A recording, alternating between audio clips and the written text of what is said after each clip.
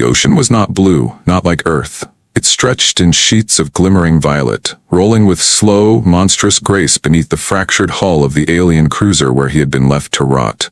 The sky above held two suns, one white and sickly pale, the other smoldering red like a bloodshot eye, and under their heat, the metal screamed.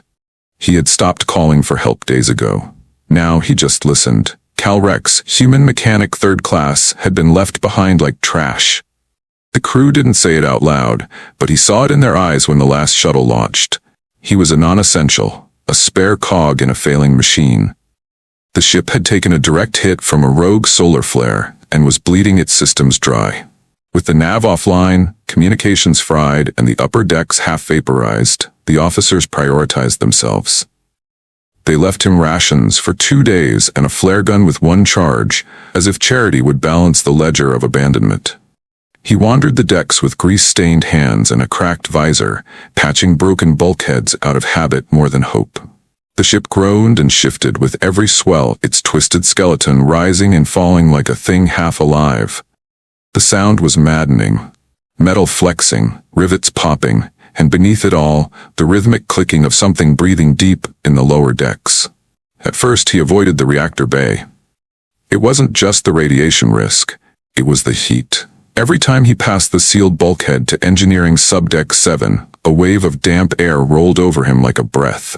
The chainlock warnings were ancient and written in a language that had since been outlawed by 4 galactic accords. He assumed it was an old reactor or malfunctioning core until he caught a glimpse through a crack in the hatch. A shadow moved inside, huge, coiled, alive. He staggered back, heart pounding, and fell against the wall, unsure if he'd hallucinated the serpentine form curling beneath coils of wire and darkness. He thought about opening the hatch and immediately reconsidered. Whatever was in there had been left sealed for a reason. But on the 5th night, starving and half mad, he dragged a meal packet to the door and shoved it through the vent slot. Something moved to take it. Something massive. And when it ate, the groaning of the ship quieted for a while. Cal didn't know what to call it at first. The databanks were offline, and the surviving logs were so corrupted they repeated gibberish. All he knew was that something ancient and dangerous lived behind the sealed engineering deck, and it hadn't killed him. That was more mercy than he'd received from his own kind. He began calling it Ruin, not out of fear, but out of grim poetry. It matched the ship's name, etched half-destroyed across the hull. Braxton's Ruin. He knew the stories about alien dragons, how they were used as bioweapons by early galactic regimes, bred for siege warfare, smarter than most starship captains, and far more loyal. But they were extinct, or so everyone believed. Each day he returned to the hatch. Sometimes he spoke, just a few words, complaints, jokes, mechanical curses. And sometimes in the silence the thing inside responded. Not in language, not in words, but in sound, deep rumbles, metallic snorts, even what he could swear was an amused shuff. He began fixing the broken pipes near the beast's chamber. The coolant lines had ruptured, flooding her chamber with toxic mist, and without that venting, she might have suffocated long ago. When he rerouted power to the emergency scrubbers and the pressure began to equalize, the next sound he heard from the other side of the wall was unmistakable, a low purr. It wasn't warm, not exactly, but it wasn't hostile either. He sat outside her door that night and leaned his back against the metal, listening to her breathe, his heartbeat sinking to hers like a metronome. He didn't know what she looked like yet. He wasn't that reckless. But the darkness behind the vent had begun to move differently. Less like a predator, more like a presence. He named her aloud for the first time under the twin moons, voice barely more than a whisper. Ruin. There was a pause, then a slow, deliberate knock from the other side. 3 taps, and then silence. But somehow he knew she had accepted it. He didn't need rescue anymore. Not yet. Not when the one thing everyone feared might just be the one thing still listening. The storm hit without warning, violent, electric, alive. On this alien ocean world, storms didn't arrive like they did on Earth with slow winds and warning clouds. Here, they crashed down in seconds, summoned from the planetary atmosphere like the fury of gods who hadn't forgiven. Lightning danced across the sea in red arcs, splintering the water like shattered glass, and the abandoned cruiser groaned under the weight of ancient hull plates not designed for such wrath. Cal was in the belly of the ship, cradling a broken thermal relay, when the first strike hit. The impact threw him against the bulkhead, and the entire ship seemed to scream. Consoles exploded. Power surged and died.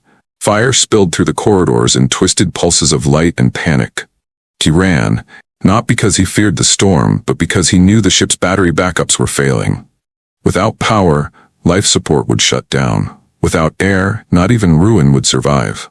He sprinted to the lower decks. Water was already flooding in, rising around his boots, warm and sour from ruptured coolant lines. The door to her chamber, once sealed with rust and rot, was now glowing. Warped by the lightning surge that had fried the control panel, sparks rained down like fireflies.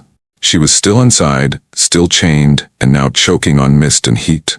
He moved without thinking. He plunged his arms into the exposed panel, letting volts dance through his body, ignoring the pain. He rerouted what little energy remained into the hydraulic system, and the great door shuddered open with a groan that felt like the tearing of history. And there she was, Ruin, unchained but coiled, towering but trembling. Her body shimmered with obsidian scales cracked with veins of dim orange glow. Her wings were torn, one dragging limp like a flag of defeat. Her eyes, once burning with primal suspicion, locked onto him with something else. Something ancient. Something almost like trust. He didn't speak, he just walked to her and touched the scorched flesh beneath her jaw. She flinched but did not strike. Her breath came hot and ragged, and when he leaned into her side to guide her from the chamber, she followed. Not as a beast driven by hunger, but as something else. Something kin. They climbed through collapsing corridors together. Fire chased them, water surged behind. He led, she walked beside. And when they reached the top deck, just as the final battery gave out, they collapsed in the open air, man and dragon, both smoke-streaked and shivering beneath alien lightning.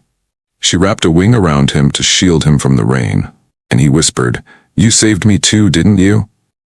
When Cal awoke the next morning, the storm had passed, leaving behind a ship torn open to the skies. The sea was calm again, as if nothing had happened, but debris floated everywhere, smoking girders, broken conduits, and the warped skeleton of what had once been a warship. Ruin lay beside him, her breath steady, her eyes closed, and the faint rise and fall of her chest rising like a distant engine hum. He hadn't known if she'd survive the night. But when he sat up and touched her snout, she rumbled softly, a sound of recognition, of survival. They were both burned. He had plasma bruises on his arms, a cracked rib, and one eardrum that no longer worked. Ruin's wing was worse. Half the membrane had torn in the rush to escape, and the scorched section on her side had blistered with blackened scale. Still, neither of them complained. Neither of them spoke. They simply got up, side by side, and began to rebuild. Over the next days, they worked together. He scavenged solar batteries from the wreckage and charged up emergency power for the mess hall, converting it into a sort of shared shelter. She, impossibly, helped, dragging parts with her massive claws, clearing pathways with her tail. At night, she curled beside the wreckage and allowed him to lean against her warm side while he rewired stripped control panels by hand. In the silence, he began to talk again. Not to himself, but to her. He told her about Earth, about the stars he'd never seen because greasework kept him underground, about how he'd always dreamed of flying but had been born into poverty, and all he could afford was fixing other people's wings. Ruin never answered in words, but she watched. She listened, and sometimes she let out sounds, low, pulsing tones that vibrated in her throat. The notes shifted depending on his voice, and one evening, as he told her about a song his mother used to hum during blackouts, she hummed back. It wasn't exact, but it was close. Too close to be coincidence. That night, Cal didn't fall asleep working. He fell asleep with his head resting against the beast that had once been destined to kill him, her heartbeat rumbling like distant drums in his ears. And high above them, in the black sky filled with strange constellations, the ship drifted quietly on, carrying two lives that had once been thrown away. Now rebuilding, repurposing, relearning. Man and dragon, oil and ash, metal and scale. A new language was being born between them. One only they could speak. The day Ruin tried to fly was the day the silence broke. Cal had been welding a communications dish from a crushed escape pod, perched on the edge of the observation deck where the last of the ship's original lights flickered like dying stars. Ruin stood behind him, pacing with unease, her torn wing twitching with strange resolve. She'd healed faster than he expected, but the membrane was still too thin, the joints untested, and Cal had warned her, gently, firmly, that she wasn't ready. But the sky was wide. The winds were calm, and somewhere deep in her old instincts, she could no longer wait. Without a sound, she stepped onto the angled wing plating that hung like a cliff over the endless violet ocean, opened both wings, and leapt. She dropped like a stone. Cal screamed her name, stumbling forward, voice raw and useless. He saw her spiral, clawing at the air, one wing flapping strong and the other folding limp like a shredded flag. She struck the water hard, vanishing beneath foaming waves, and for a moment he could see nothing but ripples and oil-slick light. Then the water split, and she burst back to the surface with a roar. Not of victory, but of fury. Ruin dragged herself back onto the wreckage, using her claws, muscles trembling with the effort. She slumped beside the hull, her entire body steaming, her good wing shielding the damaged one, like a wounded soldier cradling a fallen comrade. Cal ran to her, fell to his knees, and pressed his forehead to her brow. "I told you not yet," he whispered, but there was no anger in his voice. Only pain. Only the kind of fear that came when the last good thing in your life tried to leave before it could. Ruin didn't move. Her breath came slow and heavy, and in her silence, there was something more than defeat. There was shame. He stayed with her the whole night, whispering softly into her scales, promising her flight would come. Just not yet. Not without him. Not without both wings working together. And for the first time, she closed her eye beside his, and they slept as if nothing in the galaxy could tear them apart. The beacon came online 2 days later. Cal hadn't meant for it to happen so soon. He was still repairing Ruin's wing brace, still building the hangar forge into something worthy of a launch bay, still figuring out how to say goodbye to a world that had forgotten them. But the emergency transmitter sparked to life on its own, triggered by a power surge in the upper deck. An accidental resurrection. The signal went out, not encrypted, not subtle, and not silent. Galactic ships heard it, all of them. For hours, the radar panels blinked in strange rhythms, like forgotten languages trying to wake. Cal climbed to the top deck with a rusted scope and scanned the skies, and what he saw turned his bones to ice. Lights, ships, dozens of them, coming fast. He turned to Ruin. She was already on her feet. She knew, they both knew. The galaxy hadn't come to rescue them, it had come for her. Dragons were supposed to be extinct, abominations of a past too dangerous to repeat. Ruin wasn't just alive. She was proof that the past still breathed fire. And someone, somewhere, wanted that fire extinguished again. Cal didn't run. He gathered what tools he had, armored Ruin's chest with scavenged plating, and loaded the ship's last defense systems with improvised charges. He painted warning signs and Terran glyphs across the hull, not for the aliens, but for history itself. "Back off, she's not yours." When the first scout ship approached and scanned their cruiser, it paused, hovered, then descended. Ruin growled low, stepping between Cal and the outer hatch, her tail sweeping protectively around him like a wall of moving steel. The hatch hissed open. A single figure stood beyond it, tall, armored, and silent. Cal braced for war. But then the figure dropped its helmet, stepped forward slowly, and fell to one knee before Ruin. She didn't strike. She stared. And Cal realized something he hadn't dared to dream. Not all of the galaxy had come to hunt her. Some had come to kneel. The man who knelt wore the insignia of the Obsidian Wing, a faction thought long disbanded after the Second Reptilian Purge. His armor shimmered with nano-etched scales, black on black, like shadows on iron. Cal watched him, fists clenched, unsure whether to strike, run, or cry. This was the first human he'd seen in months, and yet the stranger knelt before Ruin, not him. She stood still, towering, breath deep and slow, and for a long moment, it was as if the stars themselves held their breath. "You found her," the man said at last, not to Cal but to the dragon. "You remember me, don't you, Mother?" Cal's world swayed. Ruin did not move, but her chest throbbed once, a deep tremor that sounded like mourning. The soldier's voice trembled. "They said you were dead, burned with the others. They told us not to look." He looked up at Cal, eyes bloodshot with wonder and regret. You have no idea what you've done, mechanic. She wasn't just any dragon. She was the matriarch of the last brood, the one whose death was staged to end the war. Cal's voice cracked. I don't care what she was. She's my friend. The man gave a broken laugh. And for that, you might have just rewritten history. More ships descended, but not with weapons drawn. They came slowly, with shields down, flags half-raised, broadcasting frequencies not of war but of memory. And Ruin, with trembling steps, walked out to meet them, head high, wounded wing folded against her side like a broken banner. The soldiers fell to one knee one by one, their commanders speechless, their orders forgotten. A dozen dragons were believed extinct. Now, in one rusting wreck floating on an alien tide, the lie unraveled. And at the center of it all stood the human grease-stained mechanic, hand resting against the side of the last great dragon as if he were holding up the sky. The following days passed in a blur of quiet diplomacy and stifled awe. The cruisers that surrounded the wreck never fired, never invaded, never crossed the invisible boundary where Cal stood watch. They asked questions, who he was, what he knew, what he'd done, but he answered few of them. His loyalty wasn't up for debate. They sent envoys, historians, even a delegation from the draconian archivists who had spent lifetimes proving dragons were myth. When they laid eyes on Ruin, tears fell silently. Some dropped to their knees. One reached out trembling, whispering old names in broken galactic. Ruin did not roar. She let them look, but only Cal she let touch. They offered him rewards, citizenship in 5 systems, titles in 3, command of a research fleet. He declined them all except one. He asked for parts. He wanted her wing healed.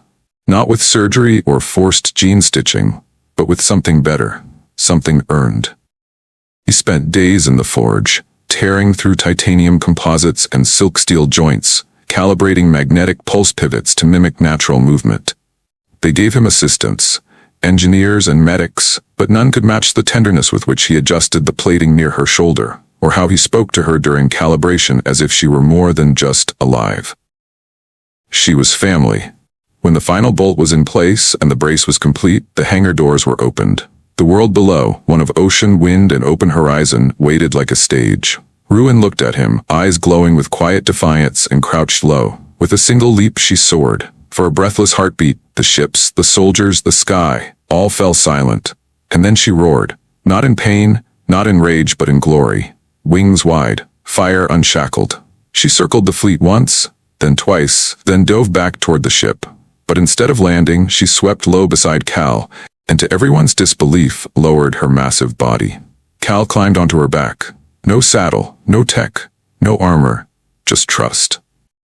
And together, they vanished into the sky, as if they had always belonged there.